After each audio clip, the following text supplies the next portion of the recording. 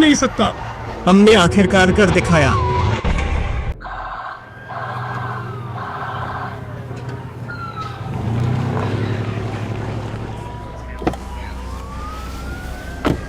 ये सब तब शुरू हुआ जब हमें एक विमान दुर्घटना की सूचना मिली।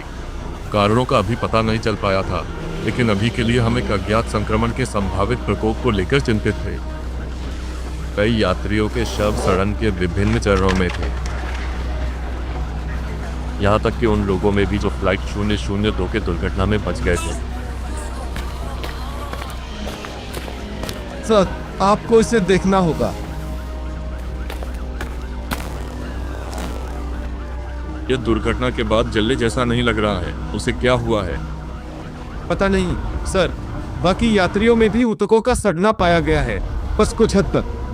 तो यह सब उसके साथ शुरू हुआ। इसे मुर्दाघर ले जाओ, मैं बचे हुए लोगों से अस्पताल में पूछताछ करूंगा। दरअसल एक और बात है।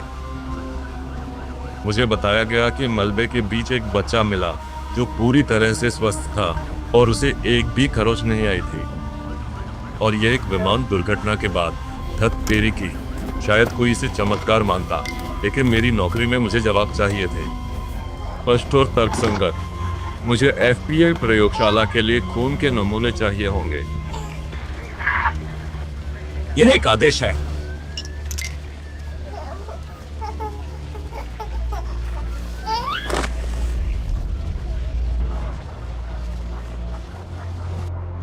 मृतकों के शव मुर्दाघर भेज दिए गए, बचे हुए लोगों को अस्पताल, और मैं खुद एक पुराने दोस्त से मदद लेने के लिए निकल पड़ा।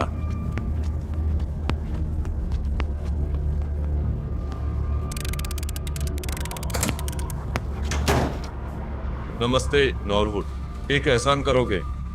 Scott Spencer. हाँ बिल्कुल, तुम पुराने दोस्त को तभी याद करते हो जब तुम्हें कुछ चाहिए होता है।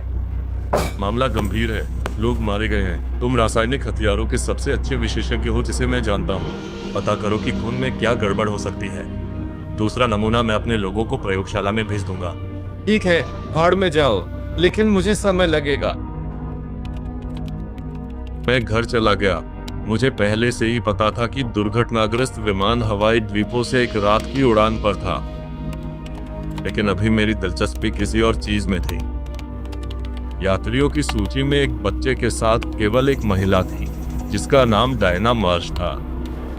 मैंने एफबीआई के आंतरिक डेटाबेस में उसकी जांच की। वो ब्रुकलिन की एक एनेस्थेसियोलॉजिस्ट थी। निकटतम रिश्तेदारों में एक सगी बहन थी।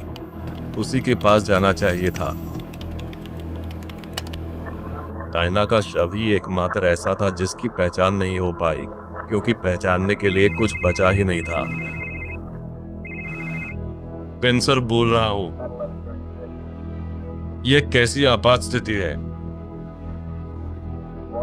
मैं निकल रहा हूं। मैं उस क्लिनिक की ओर भागा जहां दुर्घटना में बचे लोगों को ले जाया गया था। वहां मेरा इंतजार एक तरह का नरक कर रहा था।